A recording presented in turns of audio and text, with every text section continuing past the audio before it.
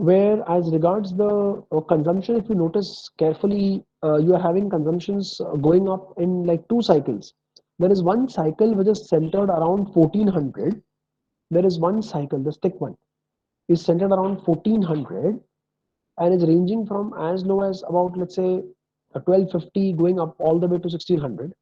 And there is another bottom of the cycle, bottom of the consumption cycle, which is centered around maybe 1050, and it's going like from 1200 to about 900. That's the range it is ranging in, right? So that's about the consumption, your observation about consumption. Similarly, you have solar. It seems solar is also seasonal. Consumption is also seasonal. The consumption going up and down. So it is seasonal. Consumption is seasonal. Solar power generation also seasonal.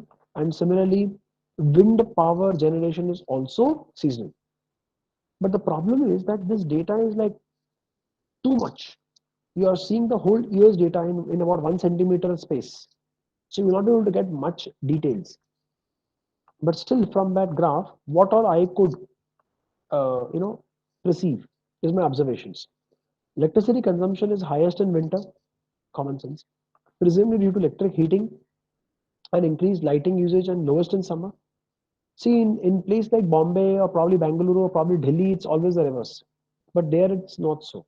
Germany is like, having about winter and rains for about 8 or 9 months a year.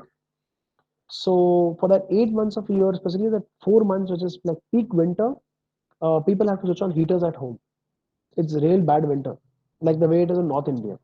So you really have to switch on heaters, and that's the consumption of electricity. Therefore, electricity consumption in most of the European countries or most of the northern countries of the world are always more or higher. Electricity consumption is always higher in winter due to electric heating as compared to in summer. Further, I just mentioned to you the electricity consumption seems to be appearing in two clusters. Why? I do not know. At the moment, I do not know. We'll have to analyze. Solar power production is highest in summer, obviously, and wind power production is highest in winter. Why? That's not obvious. Why it is so is because in Germany, even if you Google and find out, uh, I'm not talking about all European countries, but this is a common phenomenon among all European countries. But Germany, yes, very much yes. During the winter season, they have absurd, abnormal windstorms. But you'll see that the day is very cool and calm right now, and in the next half an hour, you see a windstorm or a kind of a strong wind blowing for hardly for a few minutes, or maybe half an hour or so, and then it'll again settle down. So there are very frequent windstorms being noticed in Germany. There are some researchers who attribute it to global warming, but there is no such proof any which ways on it. But okay, it could be because of global warming, because as global warming has become a prominent issue all over the world, and that's the reason that there is no consistency in terms of when rains happen and when wind blows. Consistency has got lost. Okay, and there appears to be a strong increasing trend in wind power production over the years. If you look at the graph carefully, see the wind power production is increasing. See carefully. You see, the wind power production was what and what it is now. So the wind power production has been increasing steadily over the years. Solar power production also has been increasing, but not so much. Not so much. And all the three time series, as I just mentioned to you, exhibit seasonality. They are high in some season, they are low in some season. So, with this graph in place, can we look at the graph of only 1 year to get a more detailed description? Yep, that would be good. So, plotting time series of a single year to investigate what is the weekday and weekend consumption. Weekday means Monday to Friday, and weekend means Saturday, Sunday. Let's have a look. OPSD underscore daily, you're locating all records that belong to the year 2017, and you're finding what is the consumption, you're plotting it. Have a look. On what is the consumption, I'm plotting it. So for the year 2017 entirely, from Jan to December, you made the entire plot. Right? Makes sense. Right? Makes sense. Now in this yearly plot, you see this that some part of the graph is going up, then it is coming down. This is 1 week of it. You say, Rocky, how you come to know it's week? Okay, check this. Between Jan and Feb, you will see such 4 or 5 graphs. Look, one, two, three, four, and 4.5. See, 4.5. What comes 4 or 4.5 in a month? Weeks only. What else will come? So, in a given month, you're having 4 or 4.5 weeks.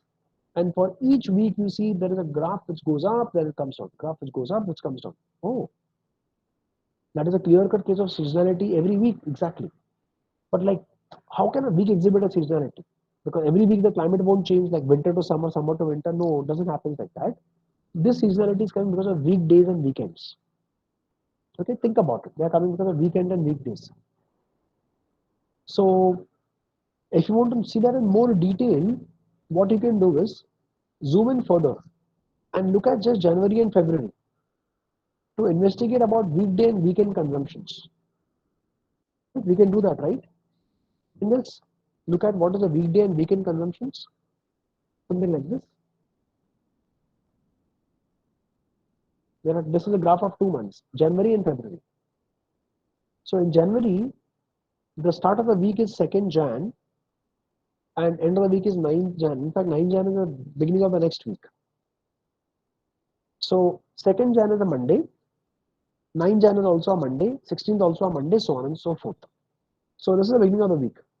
It's very surprising, huh? The beginning of the week is like kind of midway in electricity consumption. The electricity consumption is increasing on Tuesday, more on Wednesday and Thursday, in fact. It reduces on Friday. It is going down on Saturday and Sunday. Why? Because Saturday and Sunday, friends, hundreds of offices and maybe few factories are closed. You see, you know very well that Germany is a manufacturing market for engineering products. It's a huge manufacturing market for engineering products. The best of the automobile cars are manufactured in Germany, whether you name it Audi, Mercedes, or Volkswagen, etc. And the best of the equipments, like a drill machine or probably the big machines which excavate the land, you know, the big heavy machines which are used for construction purposes, all of them are manufactured, their parts are manufactured in Germany. So there will be obviously so many offices also. All of them are going to be closed. You get me? Right? So because they are closed, you see, because they are closed, electricity consumption will be definitely lesser. So the electricity consumption is lesser on weekends because of closed offices and closed manufacturing plants. Now, what I'm doing next is, don't worry, I'll give you time to run all this. Don't worry. What I'm doing next is, I'm looking at what is the electricity consumption once again for those 2 months only, Jan and Feb. But now I have done a proper labeling. Like in the previous case, I had Jan coming only once. I've just done a little change to my code to relabel the points. So the grid line begins this way. This grid line going here, vertical line is a beginning, is a Monday, is the beginning of the given week.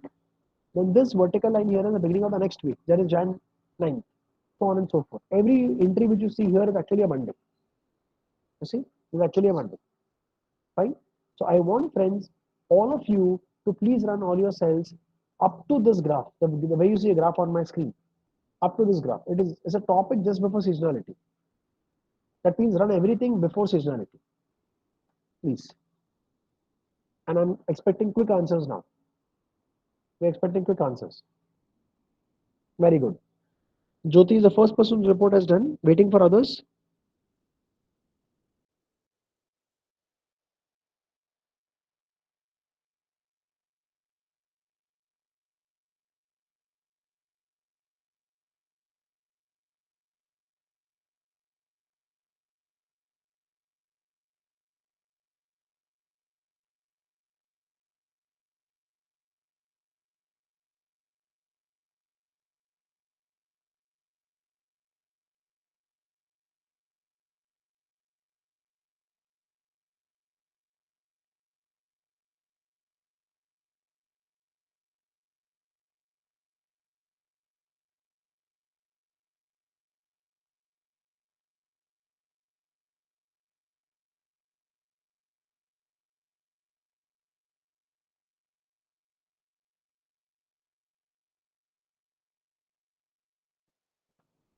Well, I hope people who are doing along with me would have done, as Jyoti and Kafi have reported. I'm sure others would have also done by now.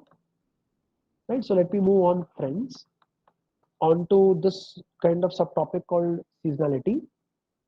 So you could actually view from the above graph itself that the data was definitely having seasonality. But to prove it to anybody that data is really having seasonality, you could, instead of looking at a simple graph, a line graph, you could look at a box plot. You see, you can look at a box plot. And if I look at the box plot, what I'm going to get is something of this sort here. What I'm going to get is something of this sort here. Have a look at the box plot.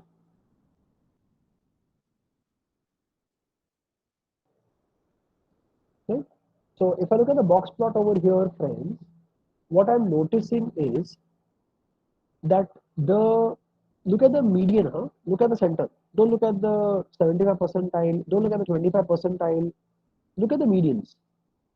So the median of the consumption is like higher in winter, is higher in winter, then in Jan, and then Feb, then it reduces because from March the summer season starts in Germany, or the beginning of the summer season starts. So March, April, May, June, July, and August. So summer season sets in. So you could say May, Jan, Feb, March. Sorry, May. Sorry, April. I'm sorry. April, May, June, July, August is like your summer season. August summer season ends. Winter season sets in from September. On from September onwards, you what you notice is the consumption going up. Winter season sets in, consumption starts going up. Okay. Similarly, as the summer season sets in from Jan, Feb, March, from April, you will notice that April, May, June, July, August, you have higher solar production because there is ample sunlight. Sunlight is almost nil in the month of October, November, December, as well as in the month of Jan and Feb and March. It's almost nil. So that's the reason that you have less sunlight, therefore less solar production. But the good point in Germany is that during the winter season, it's like quite windy, and because it's quite windy there, and this is fact, it's quite windy. Therefore, you have a good or relatively higher median value for the wind power production during Jan and Feb, and also during November and December, which are peculiar winter months. Now, did you notice that there are very few outliers in the solar production? But there are a lot of outliers. My goodness, there are a lot of outliers in the case of wind production. Why? Because, as I told you, it's absurd. Maybe it is, I do not know, maybe it is due to global warming. But in the last 10 years, Germany and different parts of Europe have seen all of a sudden windstorm coming. I'm not saying it's a harmful windstorm, but then you will certainly see that the wind speed has gone from X to 2X all of a sudden. There is also momentarily for 15, 20 minutes or half an hour, then it again settles back. So due to such kind of mini wind storms, you see a lot of outliers in the wind power production. Okay, right? I'm going to wait, friends, till all of you plot the box plot. If your box plot is done, you will say box plot done. Don't say done. Say box plot done, or simply say box done.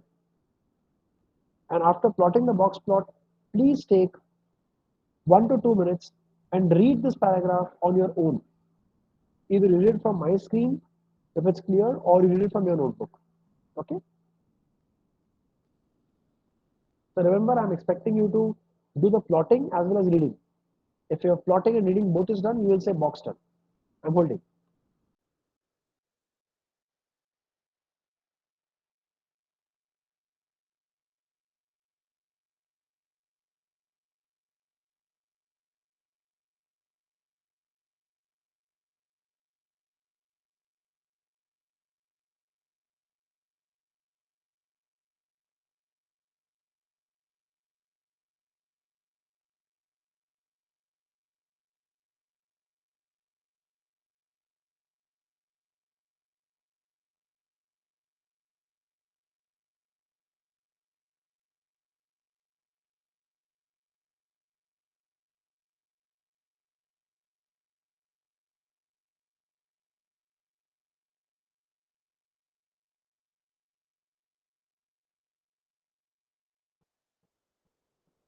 Well, I'm sure friends, people have reported to me, box done, would have plotted the box plot plus done the reading also. Okay. Yeah, let's see what I'm doing next. Now, what I'm going to do next is I'm going to make a box plot of my uh, consumption.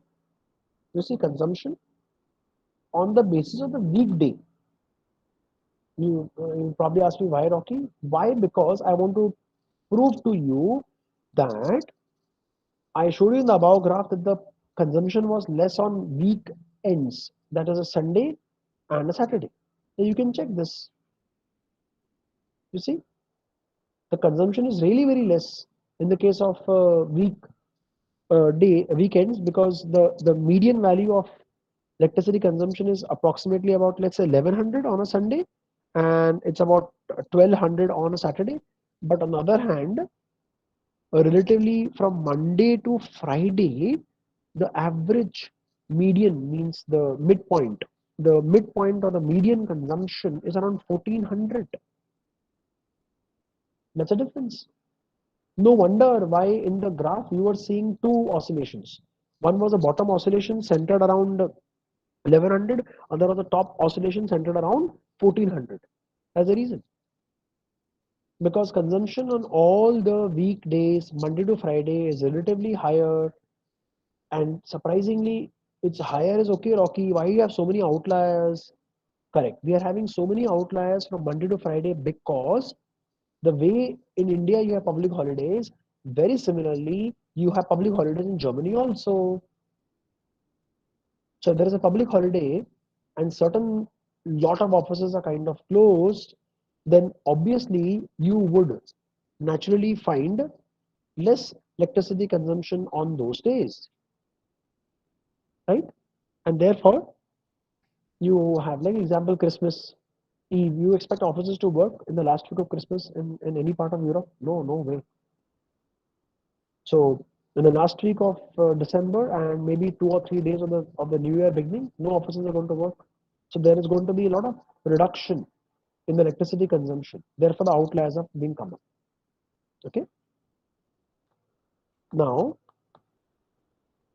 I'm going to do little some basic experimentation of checking and setting the frequencies to daily. I will do that, but before that, I want all of you to finish with this second box plot, which is box plot of the weekdays. So you can say weekday box done. You can say weekday box done. If you finish with this, you can say weekday box done. I'm holding.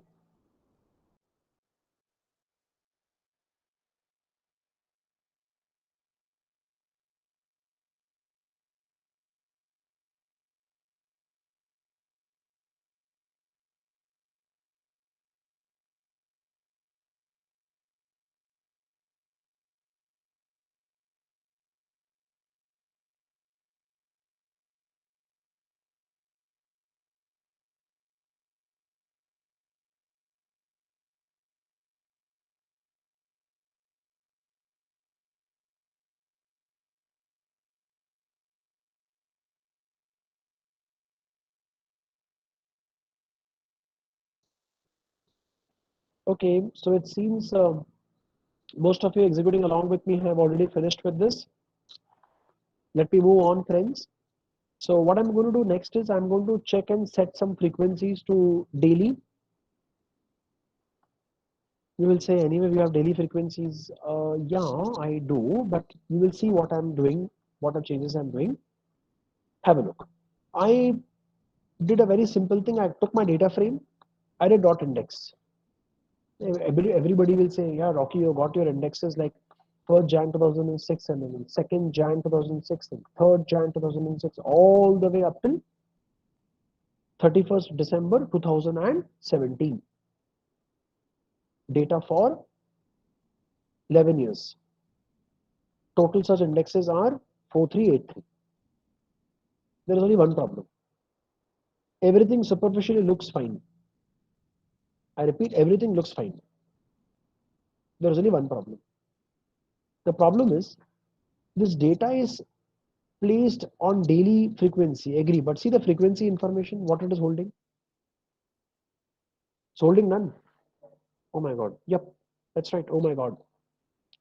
The frequency definitely is daily, but by default it is going to hold none. You know why? Because the default frequency is daily.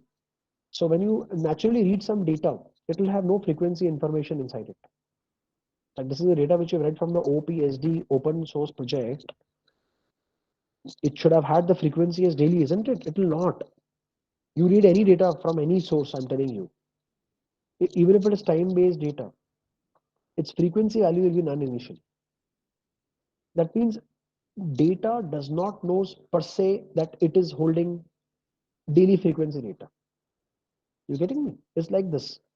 You're going to a bottle. Imagine on in front of you, on your left, on your right, you have a bottle of water. Does the bottle of the water know that he is a bottle of water? Obviously not, right? He's a non-living thing. How will you know what he is? You know that it's a bottle of water. So very same way, data knows that it's data. That's it. It doesn't know that it is holding time series data and what is the frequency like. You have to set the frequency. So we'll do that right away. We will set the frequency. What I'm doing right now is just a dummy example. I've written for example. Okay, this is the dummy example, which I don't think so I have to even run also. Why? Because what I've done is I've taken a few random dates, converted to date time, and then I'm locating a few records. So I don't think we should run this. You can kind of consider this, skip this example. The reason of skipping the example is because we've just done it now. 5 minutes ago we just done, sorry, an hour earlier we just did all these things. So you can skip that, right? You can skip that. Now in the above case, the one block which I have skipped, I repeat, the block which I have skipped had something called as a dummy data called consumption sample. I converted it to a frequency of daily. Now something which is holding only three values, see, 32, 62, 82. Where is 4? Missing. Where is 5? Missing. Therefore, when I take some dates and I convert it to daily frequency, you see daily frequency, I would notice day by day all the data 3 2, 4 2, 5 2, 6 2, so on and so forth. Now, very honestly speaking, 3 2 data you have, 5 2 data, sorry, 6 2 data you have. What about 4 2? We don't have it. What about 5 2? We don't have it. Now, friends, because we don't have data for 4 2 and for 5 2, it is going to obviously hold an n. Again, this is the talk of the previous chapter. Yeah, you can use a method of forward fill or a backward fill. So if you use a forward fill or backward fill method, then this is a forward fill example in front of you. So this is a forward fill example in front of you, where whatever is the data for 3 2 has, that value has been copied to 4 2 and to 5 2. You can see copied to 4 2 and to 5 2, right? So I hope you're able to get this analogy very clear of forward fill and backfill. I was just trying to revise as frequency. It is not needed because coincidentally you have learned the same notebook on the very same day. Okay, right, cool. Now let's move on into understanding about resampling. You did resampling today only, fortunately. So it's like very fresh in your minds. So what I wanted to use is actually resampling and not as frequency. Okay, now see what I'm doing, friends. You can skip the about to cells. You need not run also in a notebook. That's okay. Now what I'm doing is that I've chosen some columns of my interest. Consumption, wind, solar, wind plus solar. You will say these are the only columns. There is, I agree, these are the only columns, but there could have been other more columns, right? First point. And second, there is one more column called index. That's okay, whether it's an index, that's anyway going to be there. So from my data frame, I'm choosing all these columns.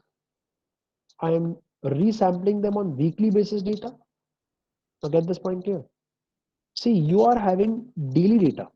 You are having daily consumption, daily wind production, daily solar production, daily wind plus solar production. I am resampling and making it weekly.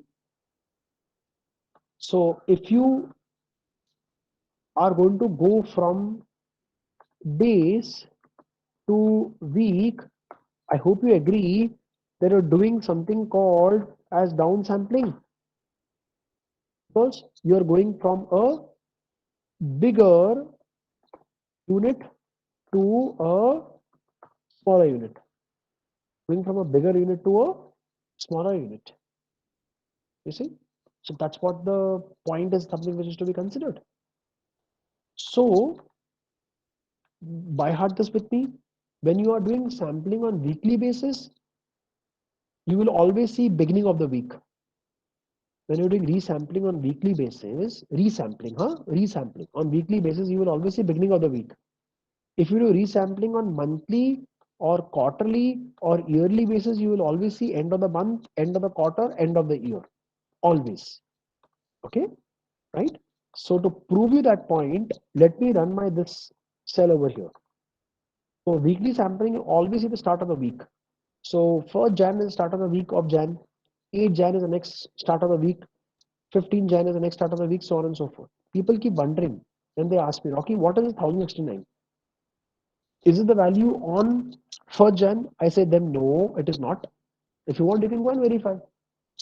I tell them, if you don't believe me that 1069 is the value for 1st Jan, you don't believe me, fine, you can go and verify. Just scroll up, you will get it done.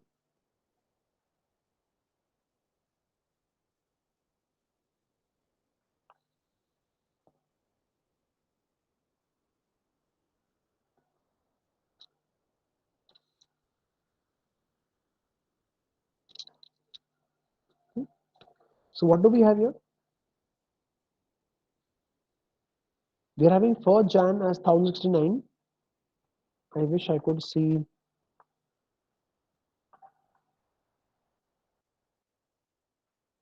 for 8th Jan as well. Okay, let's see. 8th Jan is 1207.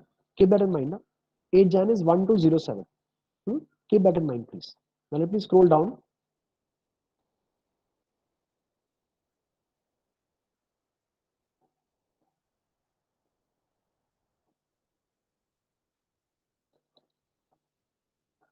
Now have a look. 1st Jan, you will say, Ari, Rocky, you see, no, at 1069 only. Yeah, I agree, but then understand that as on 1st Jan is the first point itself. It's a starting point. You don't have a weekly data before it. If I had a week's data before 1st Jan, then I would have shown the mean. Mean means average of the entire week. That's why I hope you agree. On 8th Jan, the consumption was 1270. What do you see here? 1381. Why 1381?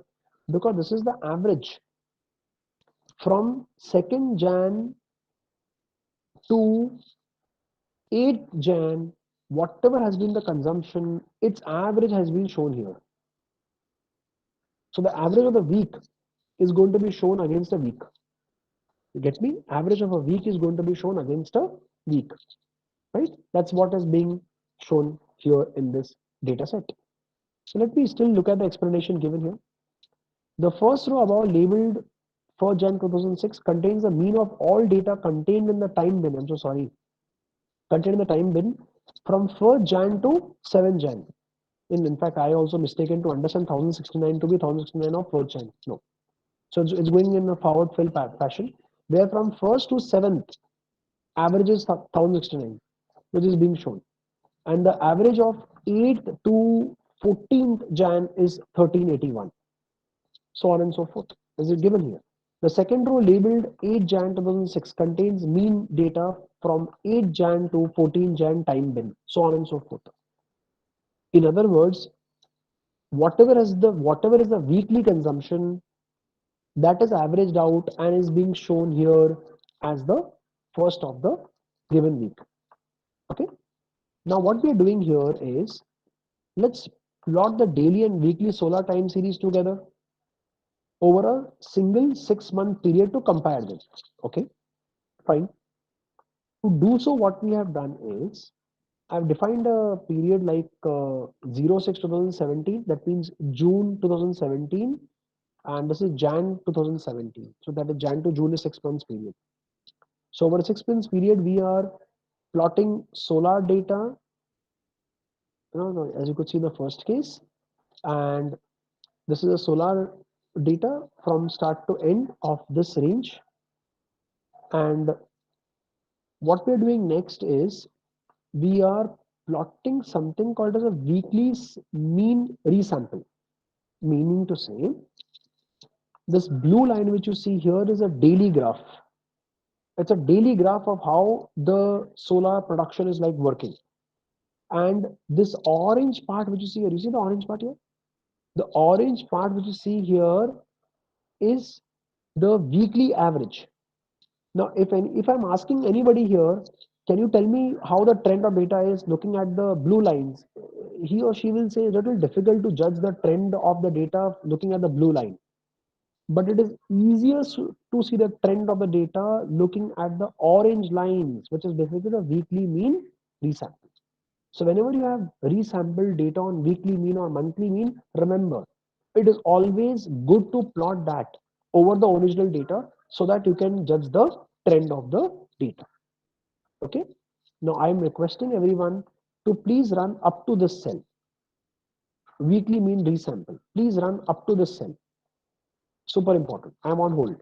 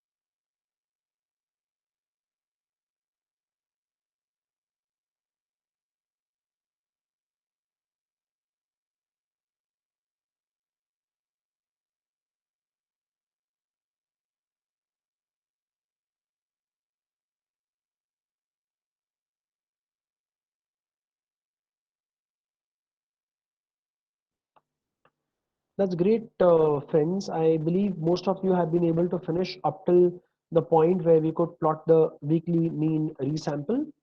And the best fun part is that you are able to execute the cells with me. So it's getting confirmed that both of us are able to run our codes. Right. So compute the monthly sums. Now I'll tell you what is going on in my mind.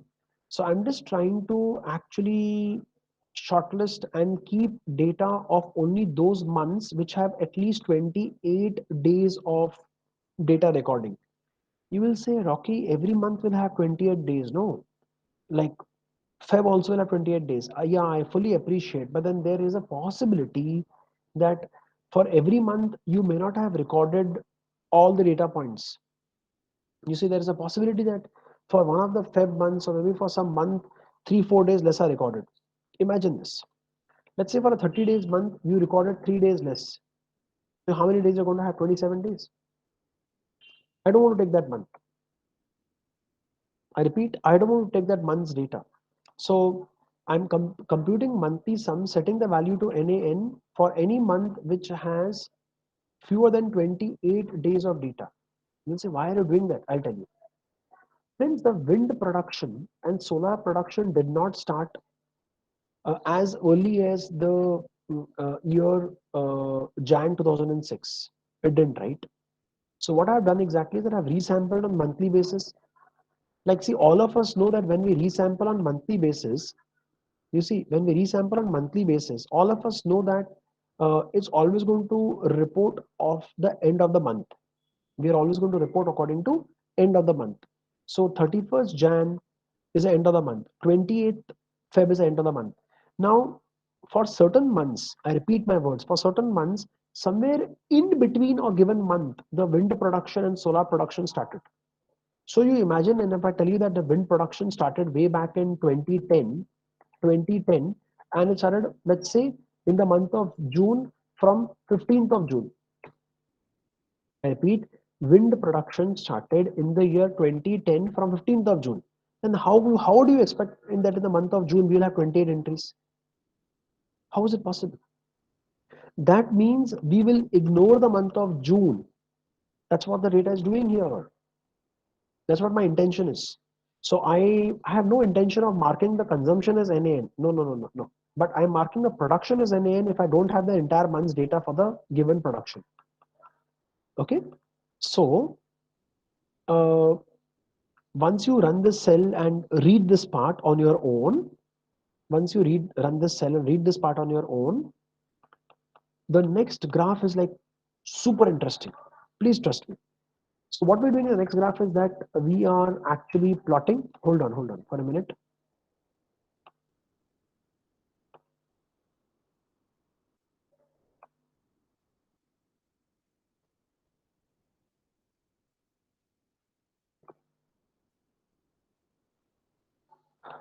Hmm, I may have forgotten a cell.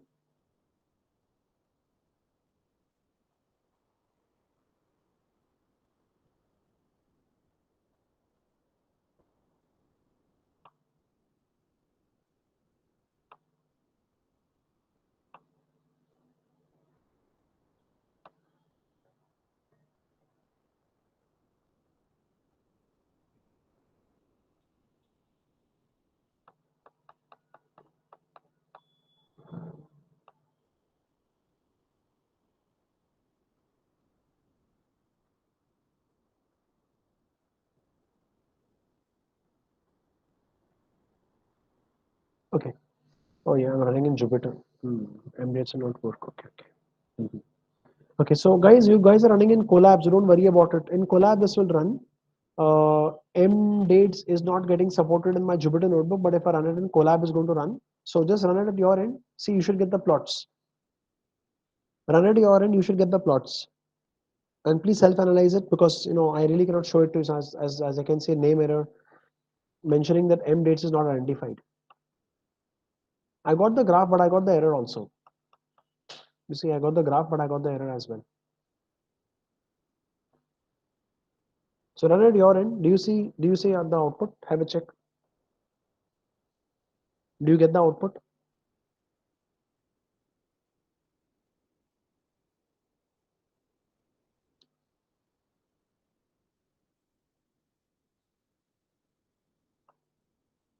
Right. So Kafi says yes, and I'm sure Kafi, you wouldn't have got the name error the way I have got. In Colab, you will not get it.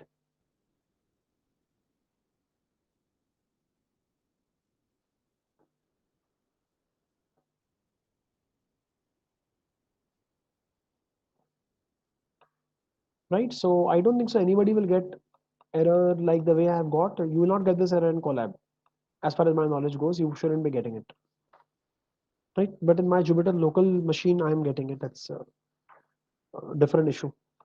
Okay. Right. So yeah. So I've got a graph over here which shows me that the black line here, this is indicating the consumption. The black line here is indicating the consumption. And the kind of filled graph over here or the stacked graph here, stacked means one above the other, so is indicating the wind and the solar production. It is something which is very important to note. Over the years from 2010 up till 2012, you were only having the blue patch, that means only wind production. From 2012 we had the wind as well as solar production. The good point is that in the season when the blue, that is the wind production, decreases, the solar production increases. Germany is smart. They know both the renewable energy sources, how they have to go about. In fact, Germany as on today 2021 is the most ahead in terms of innovation about of how you should distribute the solar energy or distribute the wind energy. I agree that they have gone a lot behind Tesla company in terms of so the best of the companies of automobiles are there in Germany, and there's a very sorry state that Audi, Mercedes, and Volkswagen couldn't innovate what Tesla innovated for maybe 4 or 5 years ago.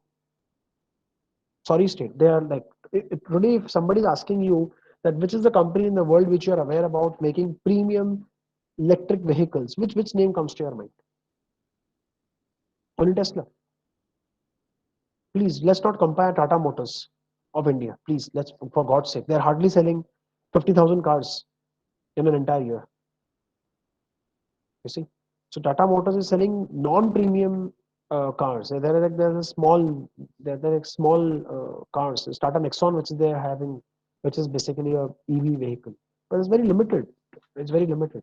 Tesla is selling practically in entire America and a few parts of Europe. So, and they're expanding in Gulf.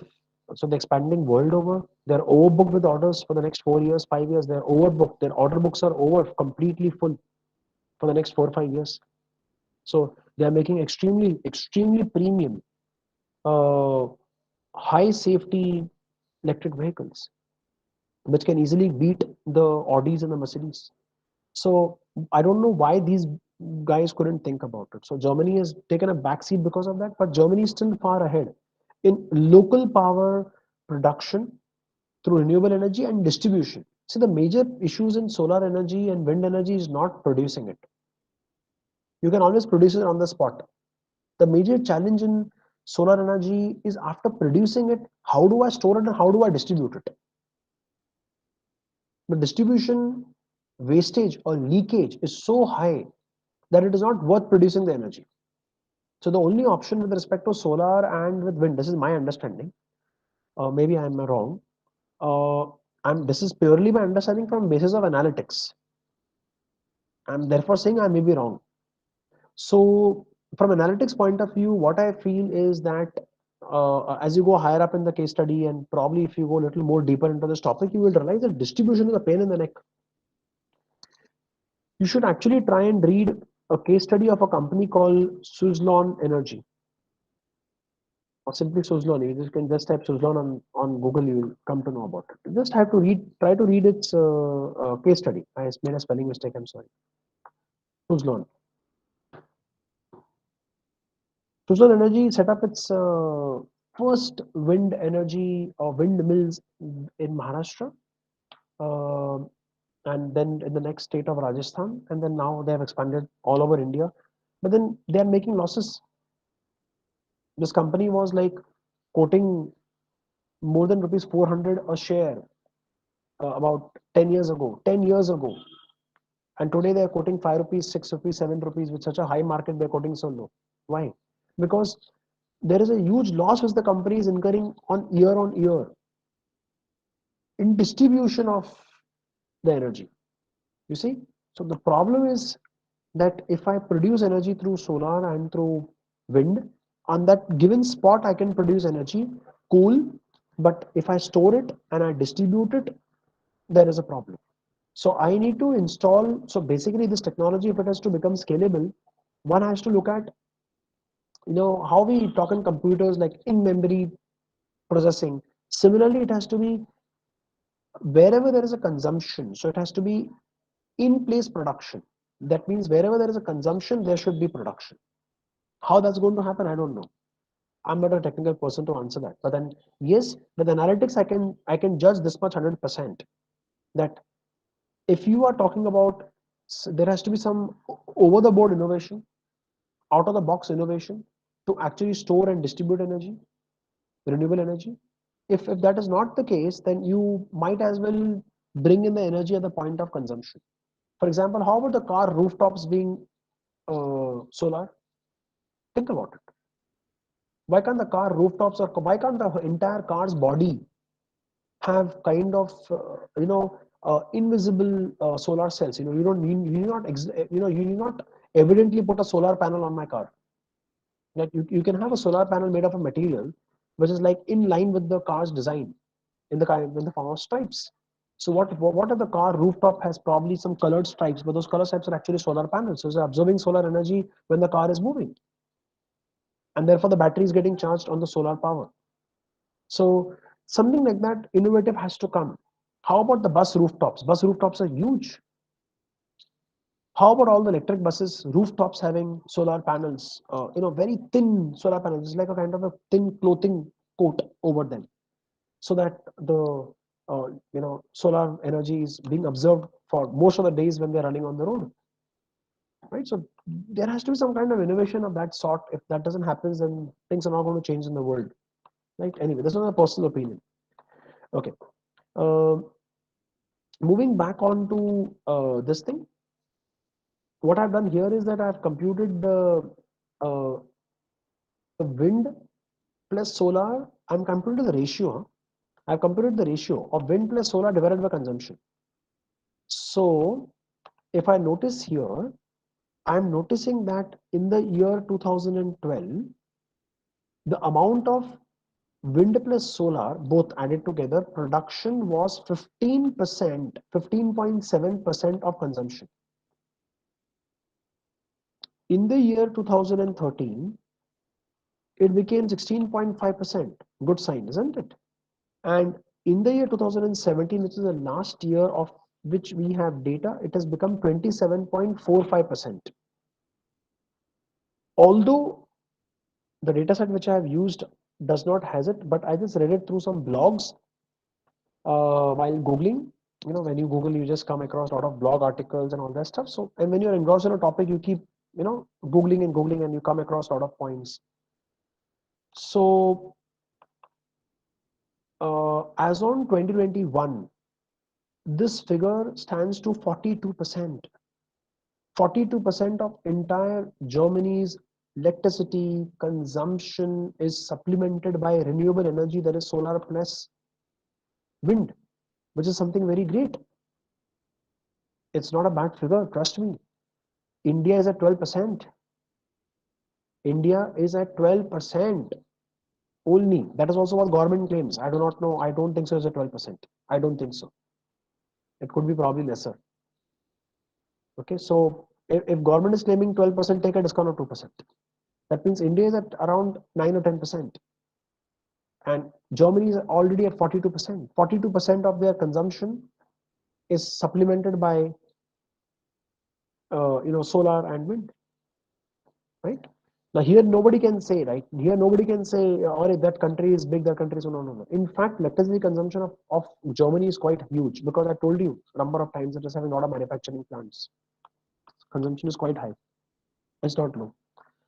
Okay, right? So I want all of you to please run up till this cell. Please run up to this cell. This is like the most important cell. Please run up till this point.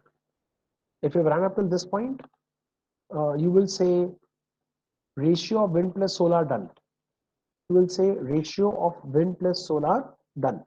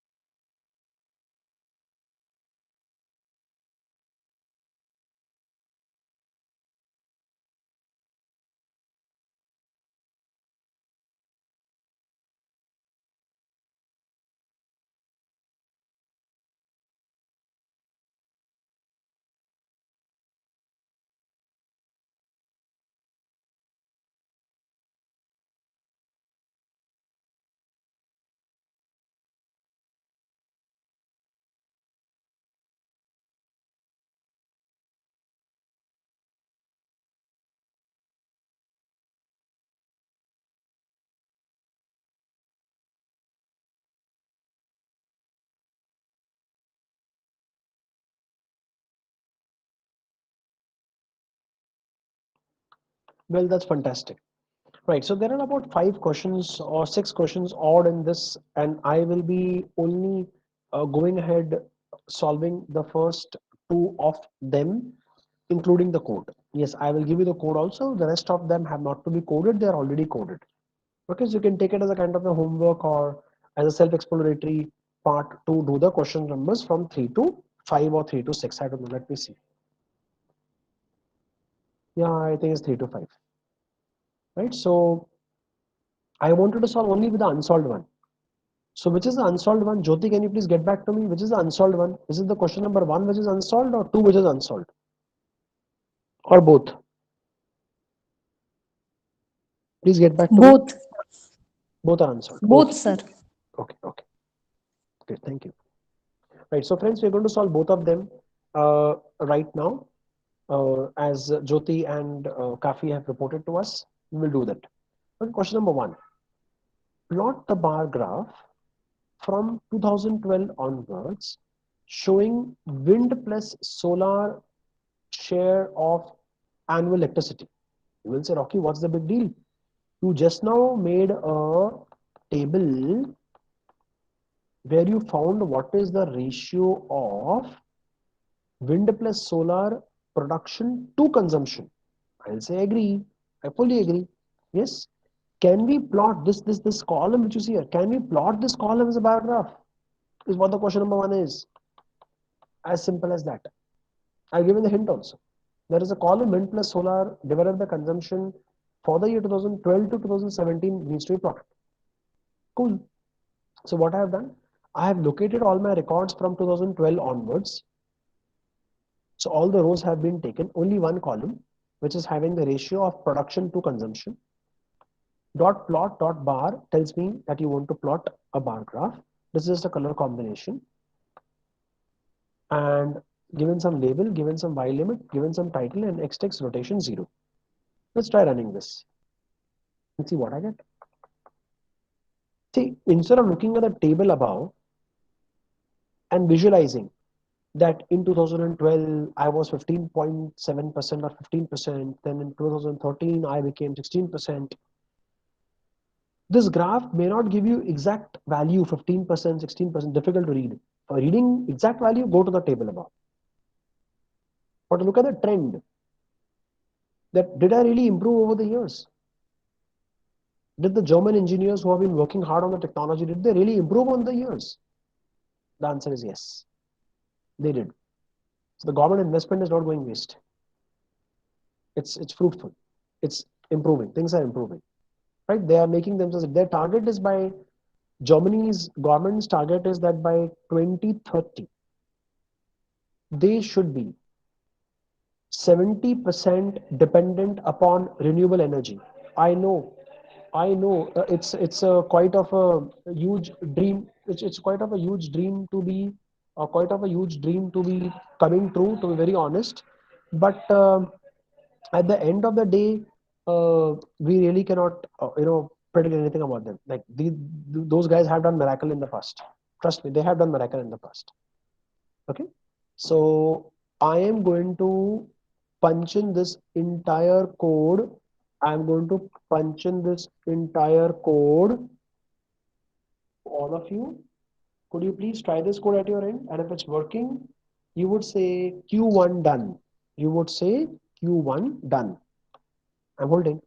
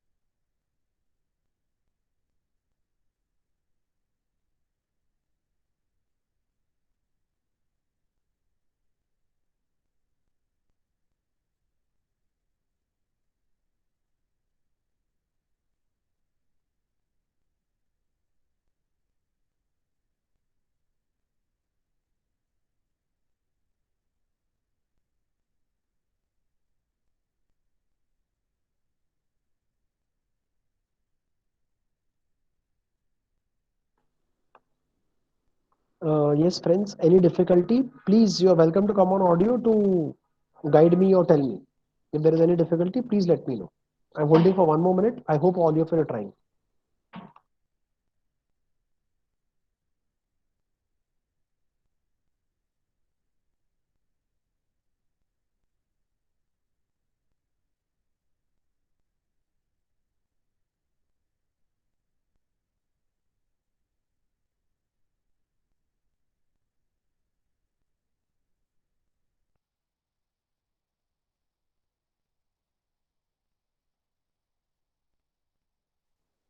Kafi, I have reposted the same question number one. I hope you have got it now.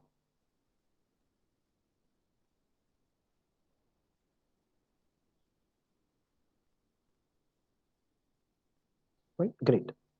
I would like to know what is the status, who are people who are executing along with me. So we had Pal, we had Jyoti, we had Dr. Akash Ranjan, and few more people executing along. Please do tell me what is the status like. Very good, Pal. Excellent.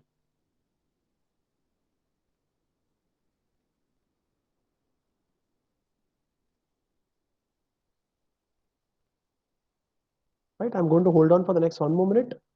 Post that, I'll move on to question number two.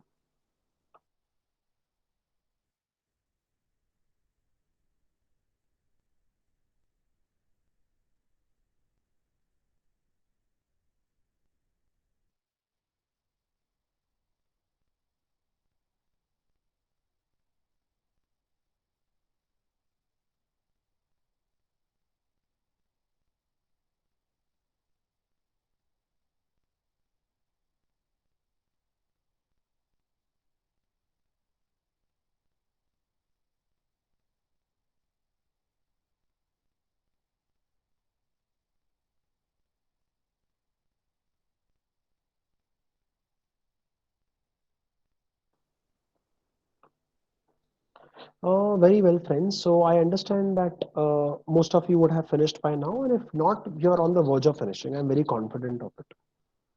Okay, so let me go on to the question number two. But the question number two would definitely require little reading from your side, which of course I can't do in the class. That's going to be like too much.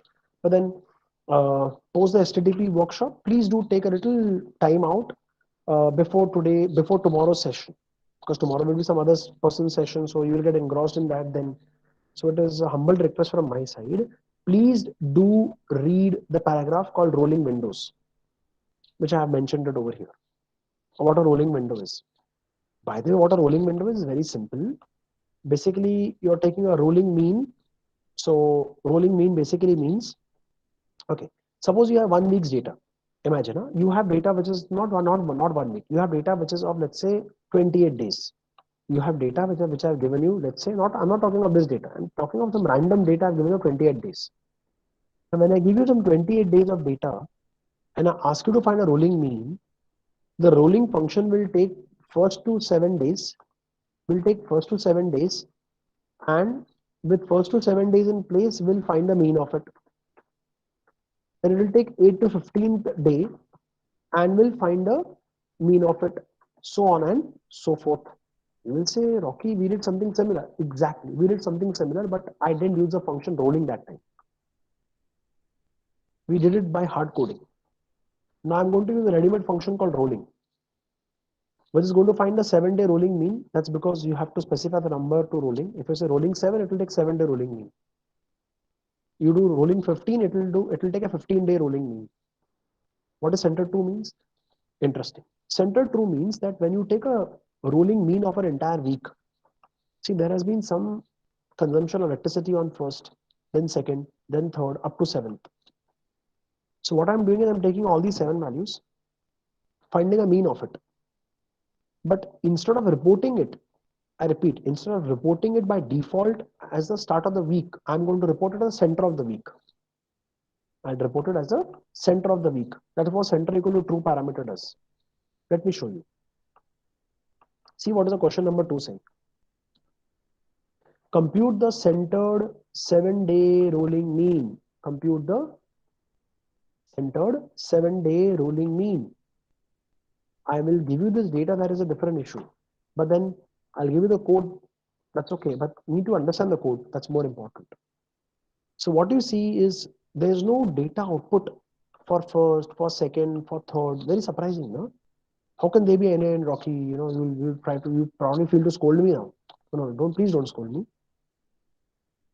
My friends, for the consumption column, we have taken a rolling mean, which means with rolling mean, what is the length of rolling mean? 7. So what is the rolling mean going to do? It's going to take 7 days first of all, starting from 1st of Jan to 7th of Jan. Then from 1st of Jan to 7th of Jan, it is going to find the average. And that is being reported against 4th Jan. Then rolling mean is like a sliding window. It will slide one position ahead. Then from 2nd Jan to 8th Jan, that means all these entries. From 2nd Jan to 8th Jan, it will take these 7 days, find its average, and report it against 5th Jan. So you're like sliding 7 days ahead. Why you call it rolling? Why you call it rolling? Because in the first section you had from 1st to 7th. In the second sliding window you are having from 2nd to 8th, isn't it? So as your window is sliding, you are having overlapping entries. No? Didn't you consider for 2nd Jan last time? Yes, you did, but you're again considering it. That's the way sliding window concept works. If you ever just type sliding window in networking, I'm sure many of you electronics people, so you know what is a sliding window concept in TCP/IP protocol stack. It's also available in. It's also an important concept in TCP/IP protocol stack, which is used for running the internet. Okay, that's the same rolling mean concept which is used here, right? So could you please run this code? And how many ran this code? Please tell me done. Q2 done or not? Come on, be quick.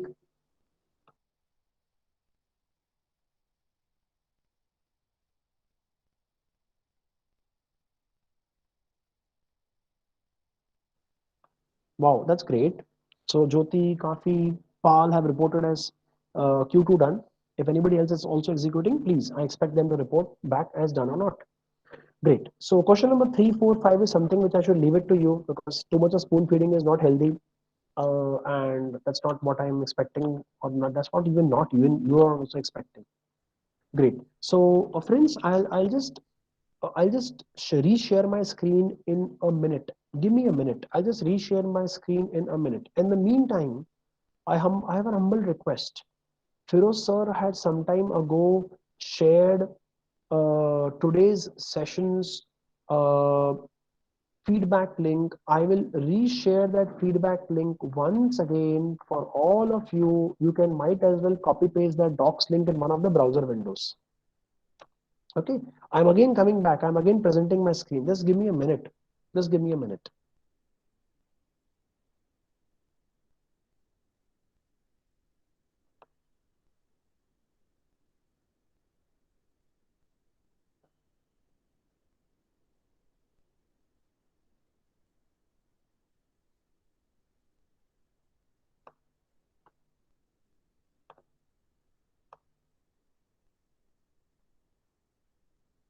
Yeah.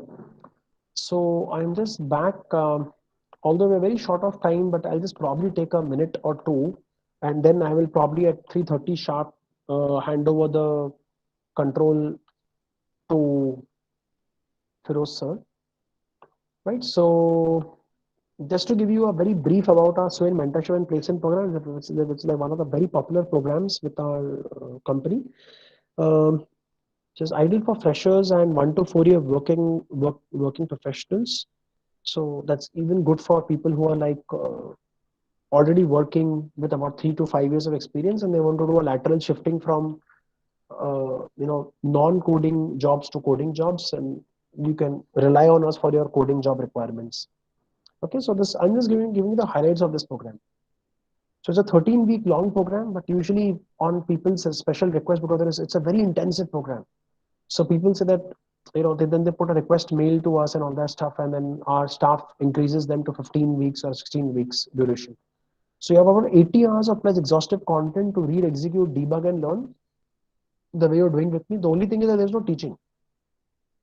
the way I was teaching you physically, there's no teaching content like this. So there is a ready-made content like how you use Collab notebooks here. I probably have recorded videos, but it's not like Udemy or no. It's much better. You are going to execute the code, and then we are official members to HackerRank. I'm sure if you visited our website, you would have seen that. So there are going to be 7 HackerRank certifications. Imagine a student of your college who's in final year has this kind of credentials. He has gone through some exhaustive content. He has got 7 HackerRank certifications on his resume. He has got 6 LinkedIn skill assessments cleared on his resume. He has undergone 2 mock HR rounds over video calls, and in each video call he has been corrected where he has gone wrong, and a customized. He's been guided to make a perfect, no mistake, no spelling mistake, no syntax mistake, no grammar mistake resumes, which is very rare to find now. Trust me. 90% students of colleges all over India have either they make rubbish resumes or they probably their resumes are having mistakes.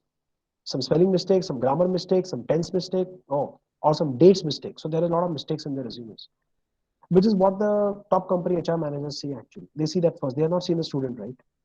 No, now they have seen you. So however good the college is, ultimately your student is the face of the college. So check, correct, and guide personally to make sure the resumes are best according to your. So we cannot make a dumb student's resume look best, but then whatever is his capacity, we're making it look at best. Support you, that is handhold you through the entire placement process. And so you're obviously going to face many interviews. You're going to fail in those interviews. You're going to make mistakes. So there is a very psychological way that you handle rejections. Usually, what personally I have noticed in the 22 years of experience is that many TPOs or college teachers will only console the student. Don't worry, next interview you will crack. You think that is so easy for a student to accept it? Is it really so easy for you to accept it if you were rejected in an interview? I don't think so. So let's be practical. So there is a way of handling rejection, which I don't think so teachers or TPOs are trained for. They're not trained for it. So most of the colleges, 90% colleges in India specifically, have TPOs who are one of the teachers being promoted to the TPO position. Probably they know how to communicate well, therefore they're able to connect with the couple of companies, and 90% of the colleges claim that because we are good, therefore our students are getting placed. But then that level can be increased, right? That level can be increased. So colleges is having, let's say, 20% placements with tie-up with Swin consultants, they can make it 50%. A college is having 70% placements can improve its quality of placements. Maybe their average pay scale was 3.5 or 4.5 lakhs, but that can become 8 lakhs. Average, I'm talking, not peak. I'm talking of average. So that's the way you improve, right? That's the way college branding improves, by tying up with reputed organizations like us. For the company which I'm working for, Swin Consult Technology Private Limited, and we are like 15 years old company. So you could think about this. I will pass on the link of all this stuff. This is like a huge set. It has complete syllabus, it has complete details, it has contact details, etc., etc. And it also has a list of companies where you could look upon, what companies are really hiring Swin interns or Swin SMB students. Okay, these are the companies which are hiring. They have been hiring from like years now, right? So, and we are all over. You can actually just Google about us or go down to the LinkedIn profile, and you will come to know about all this stuff. People are really praising about it. Okay, so maybe because it's popular locally in Bombay, so some of you may not be aware about it, but that's okay. So what I will do is, friends, I would share my LinkedIn profile for anybody to be connected. If anybody wishes to connect with me, I'll be grateful. And this is my LinkedIn profile.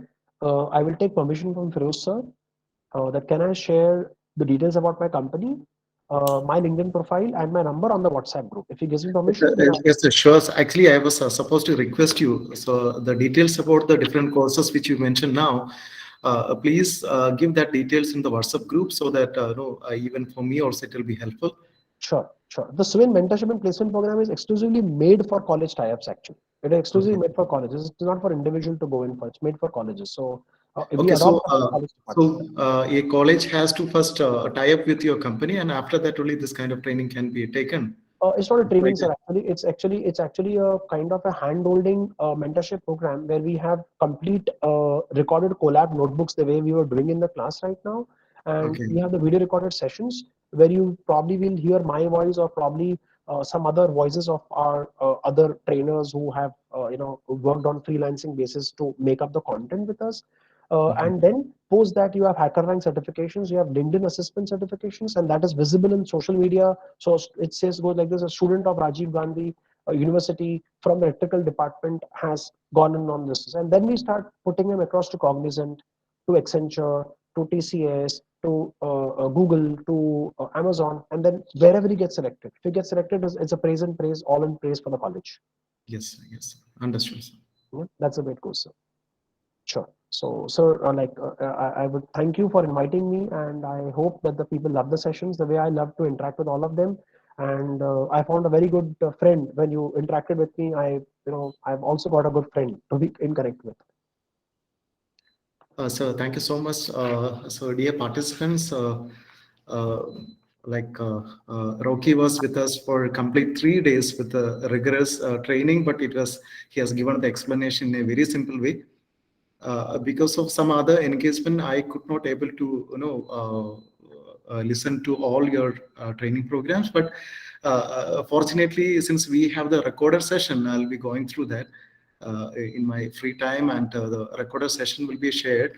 The first day session, it is in fact it has been shared as a YouTube link to all of you. The remaining sessions also I'll be collecting from the technical team, and I'll be uploading as a YouTube video. So and we will plug out from the rigorous kind of training from today, and since I don't have any doubt that the training which we have gone through, it will not be fruitful.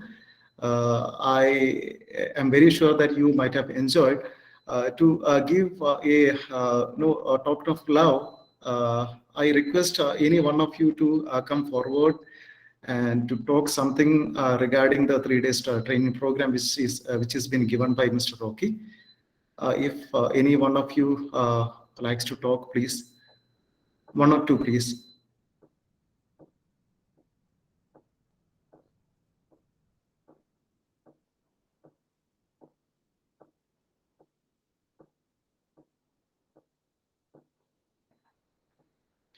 I guess they prefer We to. see, yeah, we see a lot on the chats. Oh yeah. Yeah, right. So probably we could invite Jyoti or Mr. Pal or probably one of you. You see, you would be knowing the participants, because they have enrolled through you, so you know them. Kafi or someone. Maybe 1 minute. You can just spend 30 If seconds with you audio. speak something, I consider it as a medal to both of us. Please don't worry, Rocky. I'll take only 5% of the credit No, no, you because get 100% credit. I have no problem. Not a problem. Right. So it seems everybody is more comfortable on the chat, and yeah. probably they don't want to come on audio. That's absolutely fine. Absolutely fine. Right. So thank you very much. We'll be in touch. And as you have allowed me to, I'll share my LinkedIn profile and my contact numbers to the Yes, sir. teachers out there on the group. Yes, sir. Yeah, So sure. before leaving this session, I know that you're giving training to other, training programs or FTP as well. In future, if you're giving any such training, so please provide the link to us also, so that Sure. we will be happy to attend your programs in future. Sure. I will do that, sir. Do that. That is And so, practically every month, one or two programs are pipelined. And okay, okay. the next program I'm taking is pipeline for January. It's for deep learning and neural networks at a college called PICT, Pune Institute of Computer Technology. Okay, okay, yeah. It's PICT is it's a private college, and we have kind of couple of sessions like the we had for your program. We have couple of sessions for them for neural network and deep learning. Okay, so I can't view a full profile. I guess Jyoti, first you have to connect to him. Yeah, you have to send me a connect request, Jyoti. You have to follow me first on LinkedIn and then send me a connect request. I'll accept the connect and then you will be able to view the whole profile. yeah. That's a protocol in LinkedIn. Even I can't view anybody's full profile if I don't connect with the person. Right. Yeah, thank you. Yeah. So, sir, I'll take Any your more leave. Thanksgiving words in the chat box? We'll wait for 1 more minute. Sure, sure, absolutely, sir.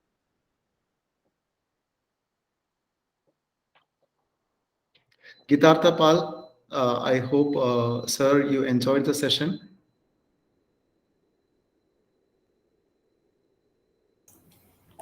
Okay. Hello, sir. Am I Yes, audible? yes, you're Yes, audible, but yes, sir. you're not visible. You're audible, but you're not visible. No. Okay. I have some problem with the camera, and No that's problem. why I'm sorry for that. No problem. But it's a really wonderful session, and I learned a lot from. And the entire thing was also very. I'm also comparatively beginner in, you can say. So Mhm. I learned a lot, and this is a kind of interactive session I was looking for, and you provided that. Thanks a lot to you, sir, and thanks a Welcome. lot to Firoz sir also. Thank you. Sir, Absolutely. You provided thank the you so much. opportunity, and thank you, sir. Thank you, sir. Okay. Right. Thank you, sir. Thank you very much, sir.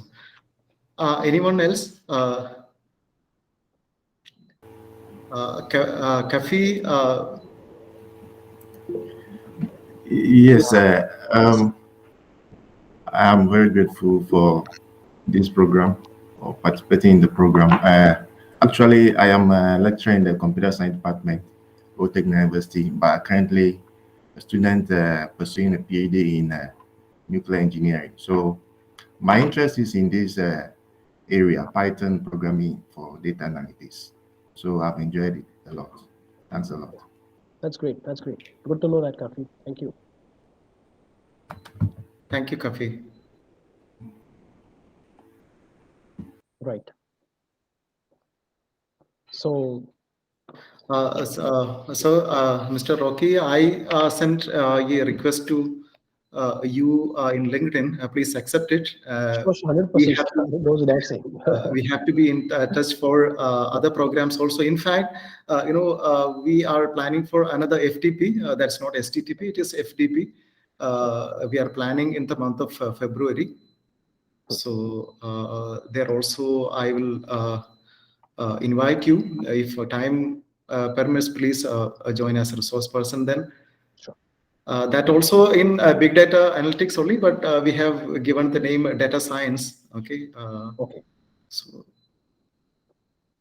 Sure. So thank you so much once again, Mr. Rocky, for joining this session as a resource person and spending with us for complete 3 days. I know that the kind of pain for giving a training for 3 days completely by a single person. So No, no, you sir, we'll have enjoy. So, done that. I I enjoy it. appreciate your energy. In fact, No, you so I have enjoy a it lot of because energy. if the participants are God bless interactive, I you. really enjoy. Yeah. This should be So, interactive. on behalf of the participants, also, we have a great set of participants. Right.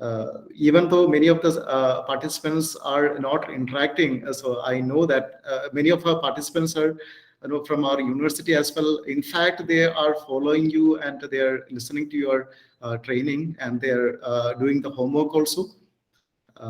So I don't know about other participants from other colleges and the universities. I hope you're also following and you're, connected to the session and you're, listening to this program. So on behalf of all of us, in fact, from the bottom of my heart, I'm giving my full, thanks to you for joining us, the resource person, sir. Sure. In the future also, we have to connect and we have to do the training again in the future.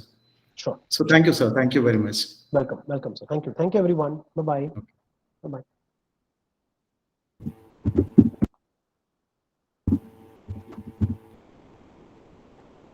So, dear participants, that was the end of the 4th day of this training program. So you know that only 2 more days to go.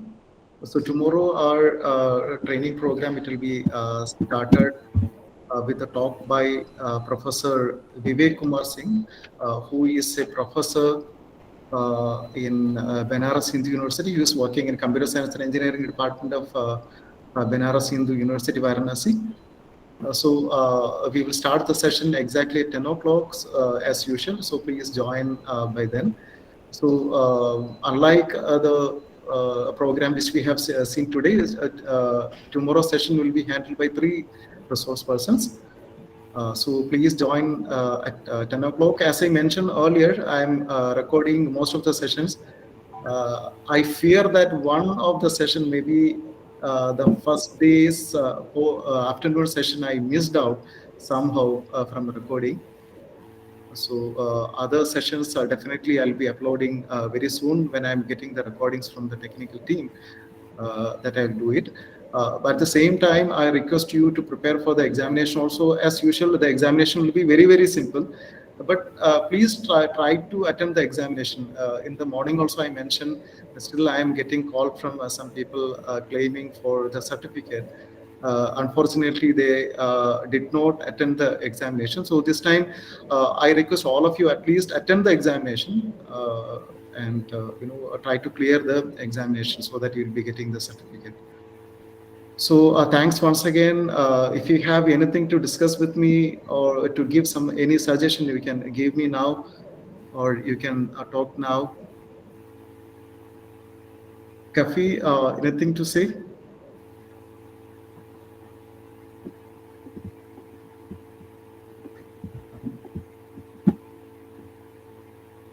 I just want to say that I'm very grateful for this program, and I'll be hoping for future programs of this nature. Yes, so thank you so much, sir, for mentioning that. In future, actually this time I try to keep the talk from the people who have a real hands-on experience in data analytics. That's what I tried. I hope that is meeting your expectations from this training program, unlike the other programs which we have gone through in phase 1 and phase 2. So as I mentioned, and as I spoke to the resource person, we are planning some more programs in future. Probably that will be starting from February if you are getting the funding from AICT. So that also in big data analytics only, but there also we'll try to include the the resource persons from the industry who have the real, real project experience in data analytics rather than only theoretical experience. So thank you so much, Kafi, for mentioning that. Thanks a lot. So dear participants, then I guess if nothing more to discuss now, we will leave for today. And I request once again all of you to join exactly at 10 o'clock tomorrow. And we will meet tomorrow. Thank you. Thank you, all of you.